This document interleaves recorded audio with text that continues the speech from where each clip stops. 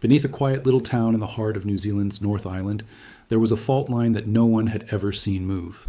Not once.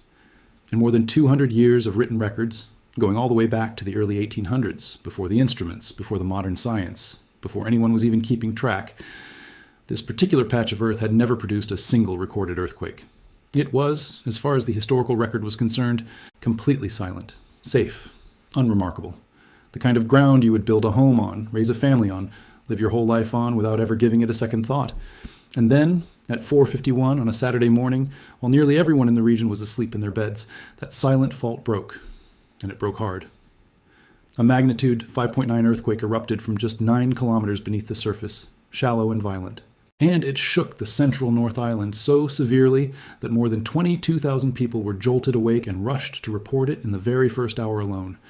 And here is the part of this story that should genuinely make you stop and think. This was not the famous fault everyone fears. This was not the great, well-known giant that the scientists watch. This was a fault that almost nobody knew was dangerous, in a place that was supposed to be quiet, and it announced its existence to the world for the very first time in recorded history, with a strong, frightening, out-of-nowhere blow. So today, we are going to look at this earthquake from an angle that most people never even consider. Not just what happened, but what it reveals. The deeply unsettling truth that in one of the most studied, most heavily monitored, most earthquake-aware countries on the entire planet, the ground can still surprise the experts. We are going to talk about hidden faults, about why this one caught an entire district off guard, about the aftershocks that scientists say could rumble on for years, and about the quiet secondary dangers that these quakes unleash, which most people completely forget about. And by the end, you're going to understand something profound about living on a restless planet that goes far, far beyond a single town in New Zealand. No fear-mongering and no false comfort. Just the real science and the real lesson buried inside it. But before we dive into it, do me one quick favor because it genuinely helps the channel and I read every single one. Drop a comment right now and tell me, have you ever lived somewhere you thought was completely safe from earthquakes, only to be caught off guard? Or if you are in New Zealand and you felt this one, tell me exactly where you were and what it was like to be shaken awake in the pitch dark like that. I want to hear it. And if you want to be the first to know the moment the Earth moves anywhere on the planet, subscribe right now. It is completely free. Hit that like button too. Let us push for 5,000 likes on this one so the algorithm gets it in front of the people who genuinely need to understand this. All right, let us get into it. So let me set the scene properly, because the specifics matter. The earthquake struck near Taumarunui, a small town in the rugged, green, sparsely populated King Country region of the central North Island. It hit at 4:51 in the morning, centered about 5 kilometers from the town, at a shallow depth of just 9 kilometers. GeoNet, New Zealand's official geological hazard agency, rated the shaking as severe. Within the first hour, close to 23,000 people had filed felt reports through the official system. And remember, that number only captured the very beginning. One of the duty seismologists pointed out that the true number of people who felt it, once you count everyone in the hours that followed, could easily run into the high tens of thousands. The shaking radiated out across almost the entire North Island. Felt in Auckland far to the north, in the capital city of Wellington to the south, and even across the strait into the top of the South Island. For a magnitude, 5.9. A strong but not catastrophic quake. That is an enormous reach. And the reason comes down to two things. How shallow it was, and where exactly it struck. And it is that second thing, the where, that unlocks this entire story. Because when the seismologists looked closely at their data, they said something genuinely remarkable. This was the first earthquake ever recorded in that specific area since reliable record-keeping began, all the way back in the early 1800s. Sit with what that actually means for a moment. For the entire span of documented New Zealand history, through generations of settlement, through the whole modern era of science, that spot had been quiet, and the region itself has only a very few mapped faults. The known charted cracks in the crust that scientists have identified and can point to on a map. The scientists said this quake may have ruptured one of those few known faults, or it may have broken on a fault that was barely mapped at all, or perhaps effectively hidden. Either way, the event was, in the most literal sense, unprecedented for that location. A fault woke up and spoke for the first time in living and recorded memory, after being silent for longer than the country has kept written records. And this is where the lesson becomes far bigger than one small town, because New Zealand is not short on faults. The country sits directly on the boundary between two great tectonic plates, the Pacific and the Australian, and it is being squeezed, stretched, and torn apart by their ongoing collision. The land is stitched together with faults, thousands upon thousands of them, Scientists have mapped a great many of the major ones, the big famous names. But here's the humbling, honest truth that this earthquake drives home like a hammer blow. They have not mapped them all. They cannot. Many faults are buried deep, hidden beneath layers of rock and soil and river sediment, completely invisible at the surface, revealing themselves only in the moment they finally rupture. A quiet region is not necessarily a safe region. It may simply be a region whose faults have not moved recently enough in the tiny sliver of time we have been watching to be noticed. The map of danger, even in a country as advanced as New Zealand, is incomplete. And every so often, the Earth reminds us of that in the most direct way possible. And if you think that is just abstract theory, let me give you a real devastating example. Because New Zealand has already learned this exact lesson in the most painful way imaginable. Back in September 2010, a powerful magnitude 7.1 earthquake struck near the city of Christchurch on the South Island. And it ruptured on a fault that scientists did not know existed. It had no name before that day because no one had ever identified it. They named it afterward, the Greendale Fault. That hidden fault, buried beneath the flat, ordinary-looking farmland of the Canterbury Plains, had been silently loading with stress for thousands of years, completely unseen by anyone. And when it finally let go, it did more than just shake. It kicked off a whole sequence of earthquakes in the region, and 5 months later, in February 2011, that sequence produced a shallow, brutally placed aftershock directly beneath Christchurch that killed 185 people and shattered the city. That entire catastrophe, one of the worst natural disasters in New Zealand's modern history, began with a fault that was not on any map. So, when a strong earthquake erupts out of a supposedly quiet area near Taumarunui, from a fault that had never once been recorded moving, the scientists do not shrug it off. They recognize it for exactly what it is. Another reminder that the map is incomplete, and that the Earth holds secrets we have not yet uncovered. So how does a fault stay hidden in the first place? This is genuinely fascinating, and it is worth understanding, because it explains why even the best scientists in the world cannot simply hand you a complete map of every danger. A fault is a crack, a plane of weakness, in the rock deep below. When a fault has ruptured recently, in geological terms, it often leaves visible scars on the surface. A scarp, a step in the landscape, an offset in a riverbed. Clues that geologists can find, measure, and add to their maps. But many faults do not break the surface at all. Some are what scientists call blind faults, buried deep beneath the ground, where the rupture dissipates before it ever reaches the top. Others lie hidden under thick layers of river sediment, volcanic ash, forest, and soil that erase any trace of their past movements. And some simply have not moved in so long.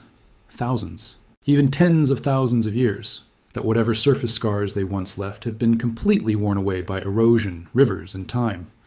Any one of those faults can still be quietly accumulating stress, patiently, invisibly, waiting for the moment it finally slips. And because we have only been carefully recording earthquakes for a couple of centuries, a literal blink of an eye in the life of the planet, there are almost certainly faults out there that will surprise us simply because their natural cycle is longer than our entire history of watching. And this is where the sheer scale of New Zealand's seismic reality comes into focus. This is one of the most seismically active countries on the entire planet. The whole nation straddles the boundary between the Pacific and Australian tectonic plates. It is quite literally being built and torn apart by their collision. The country experiences something like 15 to 20,000 earthquakes every single year, the vast majority far too small to feel. The land is laced with thousands of faults. Some are famous and well mapped, like the Alpine Fault running down the spine of the South Island, which scientists say is capable of a magnitude 8 event and consider overdue. The capital city, Wellington, sits directly on top of multiple active faults, and New Zealanders carry the memory of what these forces can do. The 2011 Christchurch disaster we just discussed, and the monstrous magnitude 7.8 Kaikoura earthquake of 2016, which ripped the landscape open, lifted the seabed clean out of the water, and ruptured more than 20 separate faults in a single event, some of which had not been well understood beforehand. When you hold all of that together, the Taumarunui quake stops looking like a freak anomaly and starts looking like exactly what it is. One more reminder, in a country full of them, that beneath the quiet surface there is always more than we can see. Now let me come back to that second factor, the shallow depth. Because it is what turned a hidden fault into such a rude and violent awakening for this district. This earthquake ruptured just 9 kilometers down, and that is genuinely unusual for this particular part of the country, which makes the whole event even more of a surprise. You see, most of the large earthquakes that happen under the Central King Country actually occur extremely deep. There was a magnitude 6.2 quake in October 2018 that struck this same general area, but it ruptured more than 200 kilometers down, deep inside the slab of the Pacific plate that is sinking beneath the North Island. When an earthquake is that deep, its energy has to claw its way up through 200 kilometers of rock, getting absorbed and softened along the entire way. So it arrives at the surface as a broad, gentle rolling motion that rattles the windows but little more. But a rupture just 9 kilometers down has almost nothing standing between it and the towns above. It delivers its energy straight up, concentrated and sharp, like a hammer blow struck from directly beneath your feet. That is why this one felt so severe, so sudden, so violent, even though a much deeper quake of the same or even larger magnitude might have barely disturbed anyone's sleep. Shallow and hidden. That combination is exactly what caught this district completely off guard. So what happens after a fault like this breaks for the very first time? Aftershocks, a great many of them, very quickly. Within just the first few hours of the main quake, the seismologists had already recorded more than 50 aftershocks. And by later that morning, the count had climbed past 70, with the strongest reaching around magnitude 3.7. And because these aftershocks are also happening at shallow depth, people in the area can genuinely feel them, each one a small, nerve-jangling reminder of what just happened.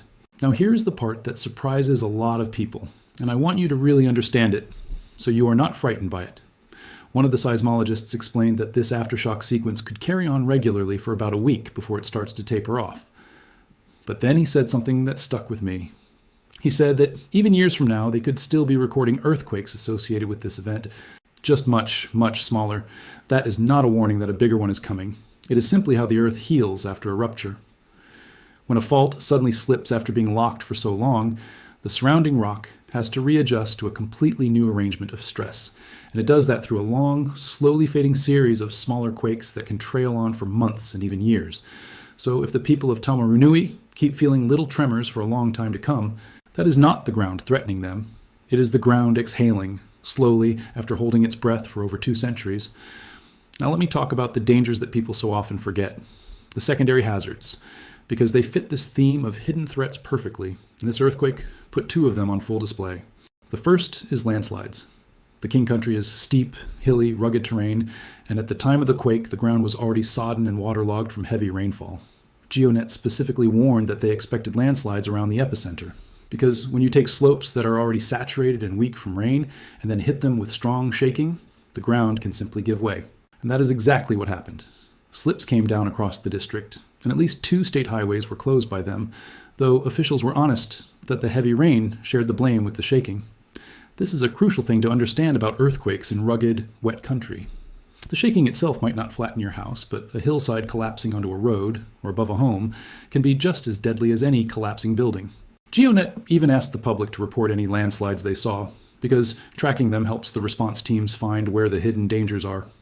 The second forgotten hazard is the one that thankfully did not materialize here, a tsunami. But it is worth understanding exactly why, because it reveals another layer of how these things work. New Zealand's emergency agency confirmed there was no tsunami threat from this quake for one simple reason. It happened inland, well away from the coast. The tsunami is generated when an earthquake violently shifts the seafloor and displaces a huge volume of water. This quake ruptured underland, so there was no water to displace. And this is where the contrast with recent events becomes so striking. Just a week and a half earlier, a different magnitude 5.9 earthquake had struck down in the Fjordland region of the South Island. And because of its location, that one did prompt a tsunami warning and sent emergency agencies scrambling. Same magnitude, completely different threat, entirely because of where each one struck. It is a perfect illustration of why, in earthquake science, location can matter every bit as much as size. I do want to give you one clear and important piece of reassurance here, because it matters, and it is true. Even though this quake struck near a volcanic region, the central North Island is home to some of the country's great volcanoes and geothermal areas, the scientists were emphatic that this was a purely tectonic earthquake. It was solid rock breaking along a fault, not magma on the move. It is not a sign that any volcano is waking up, stirring, or preparing to erupt. So if anyone online tries to spin this hidden fault quake into some kind of volcanic doomsday story, you can confidently set that aside. The experts who monitor those volcanoes around the clock have been completely clear. This was the crust cracking, nothing more. So let me bring this to the real lesson, the thing I genuinely want you to take away from all of this, because it applies to you no matter where on Earth you happen to live. The story of the Taumarunui earthquake is the story of a hidden fault in a quiet place, striking for the first time in recorded history. And the message underneath it is both humbling and, in its own way, deeply empowering. It is humbling because it tells us that even the experts, even in a country as prepared and well studied as New Zealand, cannot point to a map and promise you where the next earthquake will not happen. The quiet, peaceful ground beneath a sleepy town can hide a fault that has been silently loading with stress for thousands of years. But it is empowering too, because it means the solution is simple and universal. You do not need to know exactly which fault will break or precisely when. You just need to be ready for the possibility that it could. And being ready is not complicated, and it does not cost much. Secure your heavy furniture, your tall bookshelves, and your water heater to the walls so that they cannot topple over and fall on you or the people you love. Keep a grab bag packed and easy to reach. Water, non-perishable food, medications, a flashlight, and a battery-powered radio. Make a plan with the people you live with, where you will meet and how you will reach each other when the phone networks fail, because in a serious quake, they will fail. And learn the one single action that saves more lives than anything else when the shaking starts. Drop, cover, and hold. Get down low, get under something sturdy like a table, and hold on until it stops. If you are near the coast, anywhere in a seismic zone, learn the rule New Zealanders live by. Long or strong, get gone. Meaning if the shaking is violent or lasts a long time, move to high ground immediately without waiting for any warning. These small, one-time preparations work whether the fault beneath you is famous and well-mapped or completely unknown and hidden. And that is the entire point. When you cannot know where the danger is, you prepare for it everywhere. Here is the final thought, and it is the one that stays with me. We like to think we have the whole world mapped. We like to believe that danger always comes with a warning, that the threats are all known and labeled and watched by someone in a control room somewhere. But the Earth does not owe us that kind of certainty. A fault can sit in complete silence beneath a sleeping town for the entire span of human record-keeping.